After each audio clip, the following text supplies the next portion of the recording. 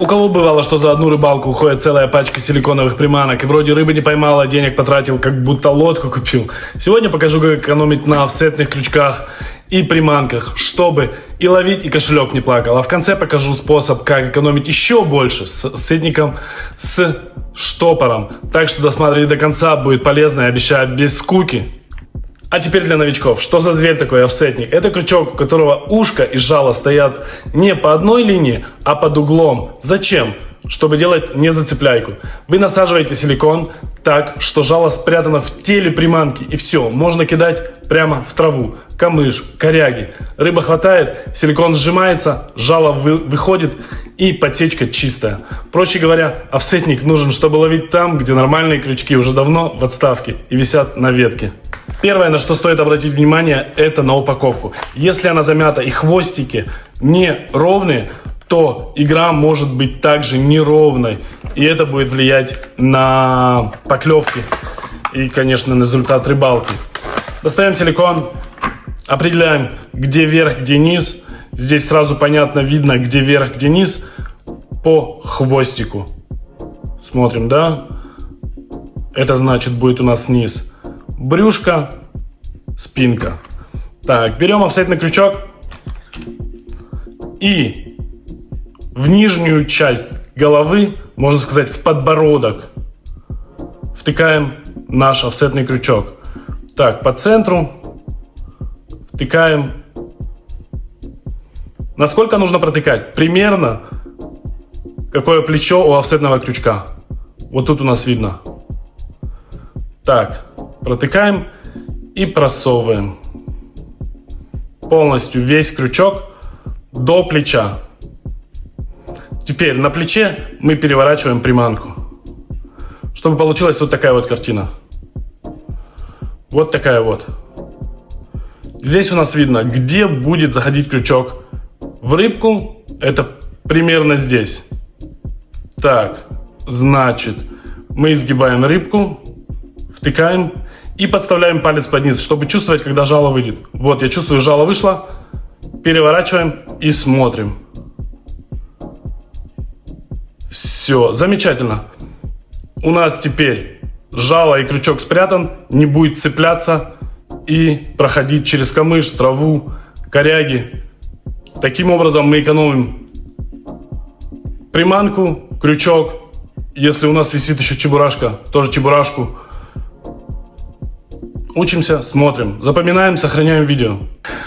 Я думаю, что здесь уже можно поставить лайк и подписаться. А теперь способ для настоящих экономных рыбаков. Вот он, офсетник со спиралькой.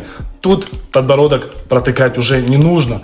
Просто накручиваем силикон, как крышку на банку с огурцами. Силикон не рвется, держится крепко и служит дольше. Все по резьбе, все по уму. А самое главное, жало опять будет спрятано. Значит, по траве, корягам можно проходить как ниндзя. Тихо, без зацепов. Так, покажем, как это делается. Также берем приманку, достаем.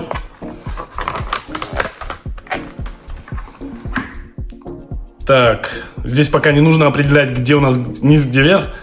Берем штопор и смотрим в мордашку, вкручиваем. По центру нужно определить, где центр, и вкручиваем. Вкручиваем наш штопор, чтобы ушко было видно, ну, буквально полмиллиметра. Вот оно.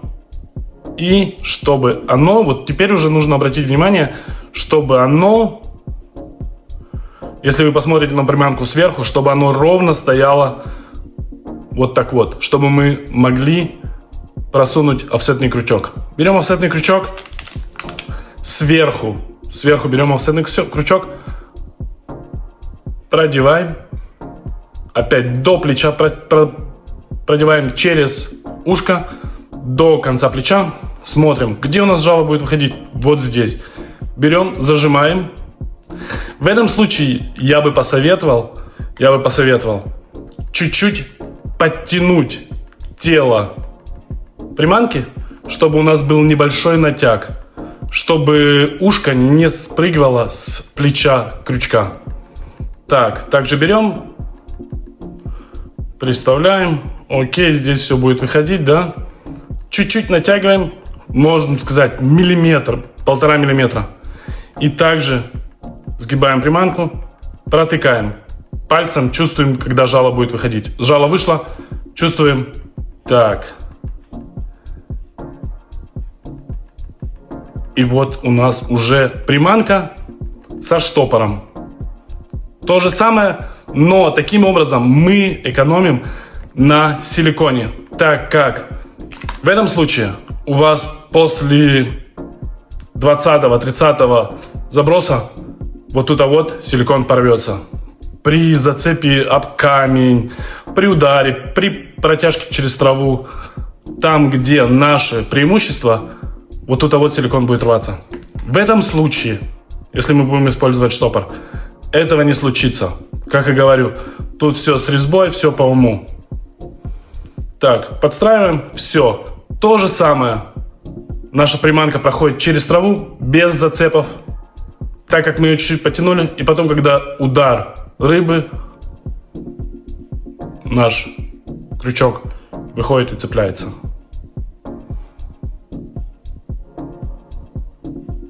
Вот две приманки. После 20-30 забросов обычная будет выглядеть уже как после войны.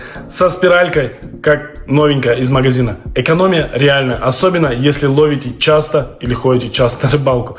Короче, меньше рвем, больше ловим. Теперь вы знаете, зачем офсетный крючок нужен и как с ним не тратить лишнего. Пробуйте, экономьте, и пусть рыба клюет чаще, чем приходит зарплата. Ни хвоста, ни чешуи. Подписываемся, ставим лайк.